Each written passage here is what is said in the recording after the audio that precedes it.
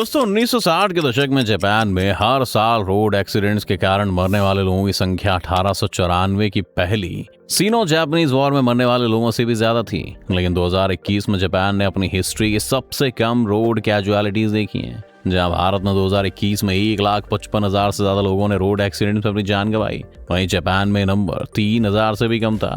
America में हर साल 40,000 से ज्यादा लोग अपनी जान रोड क्रैश में गंवा देते हैं। यानी जापान कुछ तो ऐसा कर रहा है जिससे वहां के रोड्स को लोगों के लिए ज्यादा सेफ बना दिया गया है। क्या इस मॉडल को भारत या बाकी देशों में इम्प्लीमेंट किया जा सकता है, और कैसे हुआ ये सब? आज इन्हीं सब सवालों के जवाब हम तलाशेंगे इस वीडियो में, तो अंत तक बने रहिएगा हमारे साथ। लेकिन वीडियो शुरू होने से पहले अगर आप इस चैनल पर नए हैं या आपने अभी तक इस चैनल को सब्सक्राइब नहीं किया है तो चैनल को सब्सक्राइब करना और बेल आइकन दबाना ना भूलें। जापान ने ट्रैफिक के खिलाफ छिड़ी इस जंग को जीतने के लिए पहले अपने दुश्मन को समझना शुरू किया।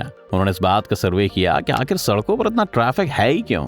तब उन्हें समझ में आया कि ट्रैफिक की बड़ी वजह यह है कि लोगों के पास ऑप्शंस की कमी है। अगर वो रोड से नहीं जाएंगे तो ट्रेन वगैरह से नहीं जा सकते, और साथ ही बसेस में जाना भी बहुत मुश्किल है। इसलिए जापान ने सबसे पहले अपने पब्लिक ट्रांसपोर्ट सिस्टम को मजबूत करना शुरू किया और हाई स्पीड ट्रेन को प्रमोट किया। आज जापान में 400 से 500 किलोमीटर प्रति घंटे की रफ्तार से चलने वाली ट्रेन बहुत ही आम है। 1964 में अपनी पहली बुलेट ट्रेन शिनकानसेन लॉन्च करने से लेकर अब तक जापान ने बहुत तेजी से ग्रो किया है। ओसाका से टोक्यो जाने के लिए हर घंटे करीब 15 ट्रेन तैयार रहती हैं, जो इस 530 किलोमीटर लंबे सफर को सिर्फ 2.5 घंटे में तय कर देती हैं, जबकि एक कार में आपको 6 घंटे लग जाएंगे। इस एफिशिएंसी के कारण लोग लॉन्ग डिस्टेंसेस के लिए ट्रेन को ही प्रेफर करते हैं। ट्रेन ना सिर्फ जल्दी आपको पहुंचा देती हैं, बल्कि इससे आपका पैसा भी बचता है और एनवायरनमेंट की सेफ्टी में भी आप कंट्रीब्यूट करते हैं। लॉन्ग डिस्टेंस के साथ साथ जापान ने अपने इंटरसिटी रेल नेटवर्क को भी काफी मजबूत किया है। टोक्यो मेट्रो एक बार में 285 स्टेशन से होकर गुजरती है, जो न्यूयॉर्क के सबवे सिस्टम से भी 2 गुना है। और सिर्फ टोक्यो ही क्यों, अगर आप फुकुओका जो कि एक छोटा शहर है उसकी बात करें तो यहाँ पर सिर्फ 15 लाख लोग रहते हैं। लेकिन फिर भी यहाँ से मेन सिटी और एयरपोर्ट तक जाने के लिए ट्रेन का इतना मजबूत नेटवर्क सेटअप किया गया है कि आप सिर्फ 6 मिनट में एयरपोर्ट तक पहुंच सकते हैं। भारत में भी आपको मेट्रो ट्रेन के तौर पर एक काफी सक्सेसफुल एक्सपेरिमेंट मिलता है, और इसे बनाने में भी जापान ने काफी मदद की भारत की। आज दिल्ली का ज्यादातर ट्रैफिक सिर्फ इसलिए बचा हुआ है क्योंकि यहाँ पर मेट्रो है। लेकिन इसके साथ साथ ही न सिर्फ आपको एफिशिएंट होना है, बल्कि सेफ्टी भी एक बहुत बड़ा फैक्टर है। जापान की बुलेट ट्रेन न सिर्फ फास्ट है बल्कि सेफ और कंफर्टेबल भी है।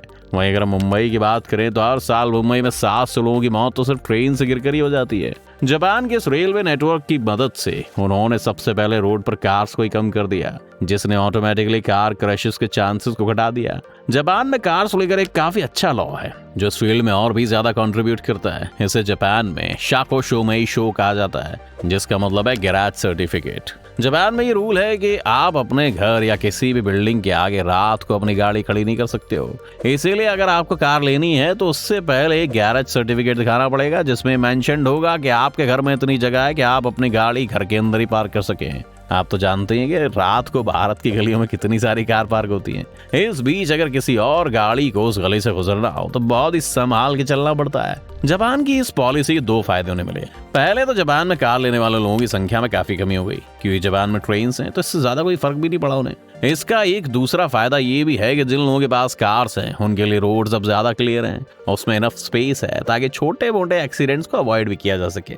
इस नो पार्किंग पॉलिसी की वजह से जापान में जिन लोगों को अपना कोई व्हीकल लेना भी है वो भी साइकिल या फिर स्कूटर अब प्रेफर करने लगे हैं, और जो शॉर्ट डिस्टेंस राइड्स के लिए काफी बेहतर भी हैं, और लॉन्ग डिस्टेंस के लिए उनके पास रेल्स तो हैं ही। जापान में एक और चीज है जो वहाँ के ट्रैफिक को कम करने में बहुत कंट्रीब्यूट करती है, जिन्हें केई कार्स कहते हैं। ये दुनिया भर में मिनी कार्स के नाम से जानी जाती हैं, और नाम से ही जैसा कि साफ लग रहा है कि इनका साइज भी नॉर्मल कार के मुकाबले काफी छोटा है। इन कार्स का वेट करीब 1 टन होता है और साइज में भी ये सिर्फ 130 इंचेस की होती है, क्योंकि जापान में ज्यादातर फैमिलीज का साइज बस 3 से 4 फैमिली मेंबर्स का ही होता है। इसलिए वहाँ के लिए एक परफेक्ट व्हीकल है और इससे कोई भी परेशानी भी नहीं होती। केई कार्स की शुरुआत जापान में नहीं बल्कि यूरोप में हुई थी, जब दूसरे विश्व युद्ध के बाद लोगों को अफोर्डेबल कार्स की जरूरत पड़ी थी और उसे एक सस्ते ऑल्टरनेटिव के रूप में पेश किया गया था। लेकिन जापान ने इन्हें अपना ही बना लिया।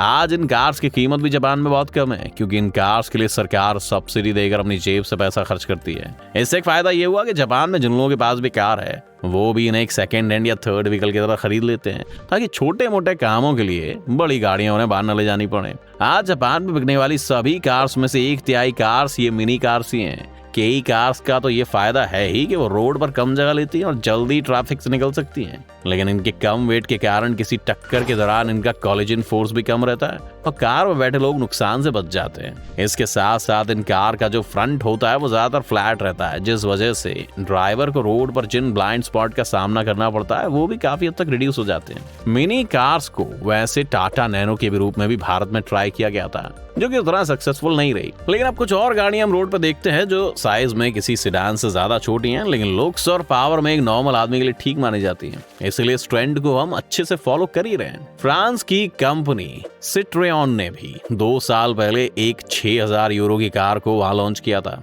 और पहले दिन इसके सैकड़ों मॉडल्स बिक गए थे और माना जा रहा है कि इंटरसिटी ट्रैवल में ये मिनी कार्स आगे जाकर बहुत बड़ा रोल निभा सकती हैं। एक आखिरी चीज जो जापान के रोड सेफ्टी नंबर्स में कंट्रीब्यूट करती है वो है वहां की रोड्स की कंडीशन। किसी भी डेवलप्ड देश में आपको रोड्स की हालत बहुत अच्छी मिलेगी, जिससे फालतू के रोड एक्सीडेंट्स अवॉइड किए जा सके। लेकिन अगर हम इंडिया की बात करें तो यहाँ पर गाड़ियों से ज्यादा सड़कों पे गड्ढे हैं। हर मानसून में हमारी सड़कों में पानी भर जाता है और भी ज्यादा बड़े गड्ढे हो जाते हैं। 2020 जिस साल सबसे कम लोग शायद घर से बाहर निकले होंगे, उस साल भी इन गड्ढों की वजह से भारत में 3564 एक्सीडेंट्स हुए थे।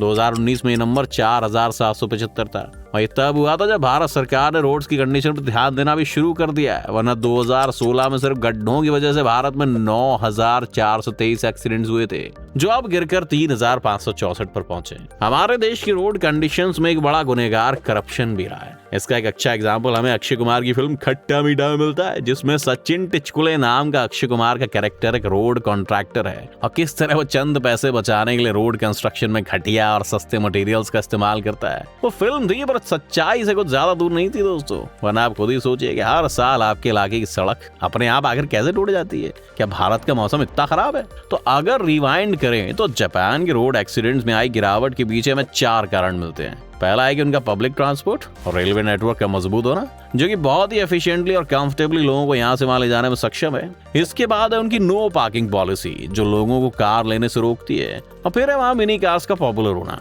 ऐसी कार जो रोड पर कम स्पेस लेती हैं और किसी क्रैश के टाइम पर काफी सेफ मानी जाती हैं। और आखिरी है वहां का रोड इंफ्रास्ट्रक्चर। जापान को ये सब कदम उठाने पड़े क्योंकि जापान का साइज बहुत छोटा था और वहां की ट्रैफिक की प्रॉब्लम 60 के दशक में भारत से भी ज्यादा थी। लेकिन अब वो वक्त आ गया कि भारत भी जापान से कुछ सीखे। इस दिशा में कुछ अच्छे कदम हमें मेट्रोज और गिरते एक्सीडेंट्स के नंबर से तो नजर आए हैं, लेकिन अभी काफी काम होना बाकी है। उम्मीद है कि आज की इस वीडियो से आपको काफी कुछ नया सीखने को मिला होगा। अगर आपको वीडियो पसंद आई हो तो वीडियो को लाइक करें और अगर आप इस चैनल पर नए हैं तो जाने से पहले चैनल को सब्सक्राइब करना भी ना भूलें मित्रों।